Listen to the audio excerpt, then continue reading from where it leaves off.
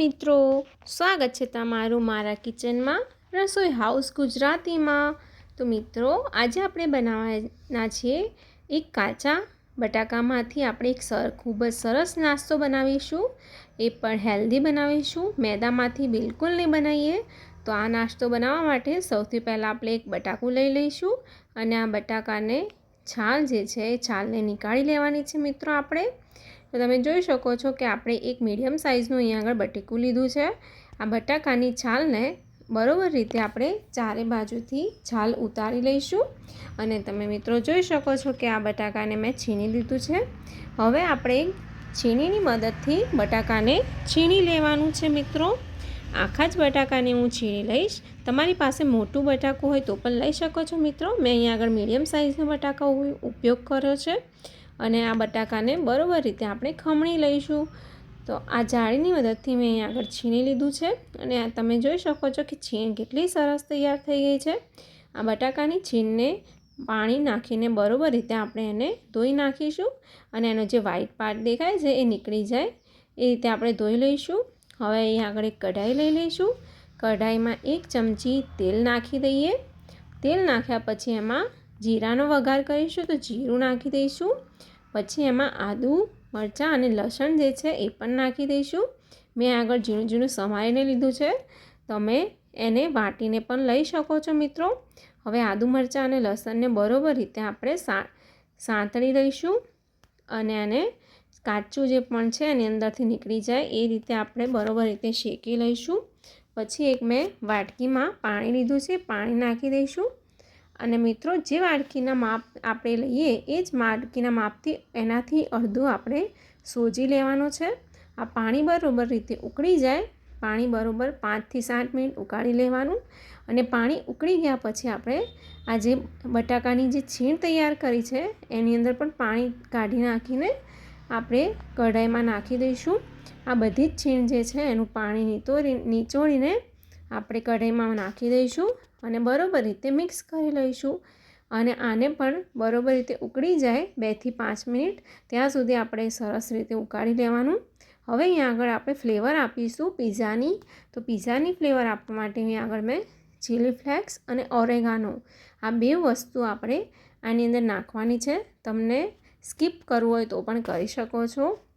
જો તમે બાળકો માટે બનાવતા હોય તો ચીલી ફ્લેક્સ ઓછા નાખવાના અને મિત્રો હવે આપણે નાખી દઈશું ઓરેગાનો। તો મેં અહીંયા આગળ ઓરેગાનો પણ નાખી દીધો છે અને બરોબર રીતે મિક્સ કરી લઈશું। જોઈ શકો છો મિત્રો કે બરોબર રીતે આપણે મિક્સ કરી લીધું છે અને એક ઉકાળ આવી જાય ઉકાળો ત્યાં સુધી આપણે એને ઉકાળી લેવાનું છે। હવે આપણે એની અંદર નાખીશું મીઠું।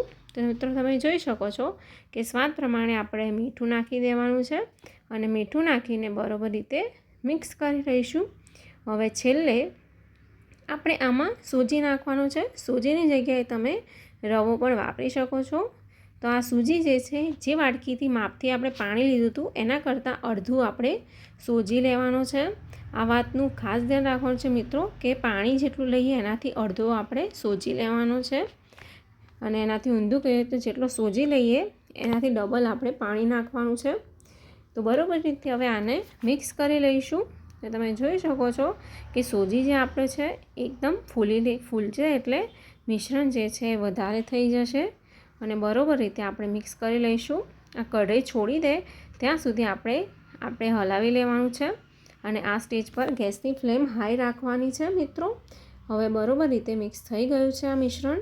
હવે આ મિશ્રણને ઠંડુ પાડવા માટે આપણે એક પ્લેટમાં નીકાળી દઈએ અને 2 થી 5 મિનિટ આપણે એને ઠંડુ પડવા દઈશું।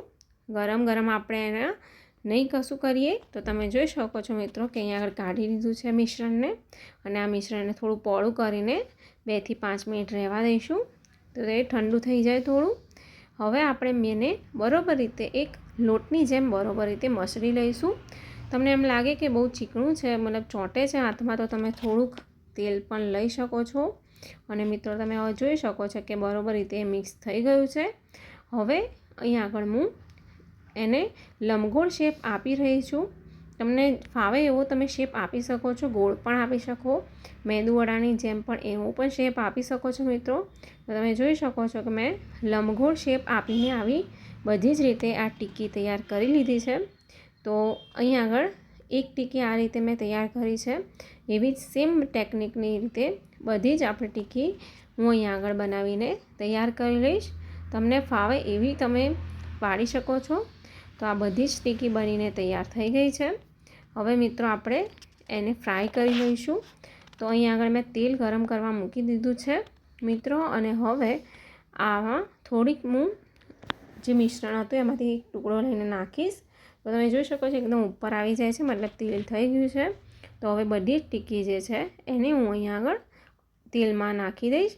અને તમે મિત્રો થોડીક વાર તળાઈ જાય પછી એને પલટવાનું છે.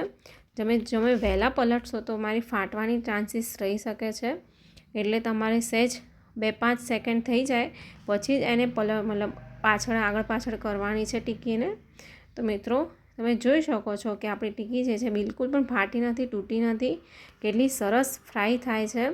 અને આ રીતે બધી જ ટિક્કીઓને આપણે તળી લઈશું અને ગોલ્ડન બ્રાઉનની થાય ત્યાં સુધી આપણે તળવાની છે. તમે મિત્રો આપણી ટિક્કી જે છે એકદમ બનીને તૈયાર થઈ ગઈ છે. તો હવે હું આ ટિક્કીઓને એક પ્લેટમાં નીકાળી લઈશ. અને તમે મિત્રો જોઈ શકો છો કે કેટલો કલર અને ટેક્સચર કેટલો સરસ આવ્યો છે. તો હવે પ્લેટમાં આપણે આ બધી ટિક્કીઓને કાઢી લઈશું.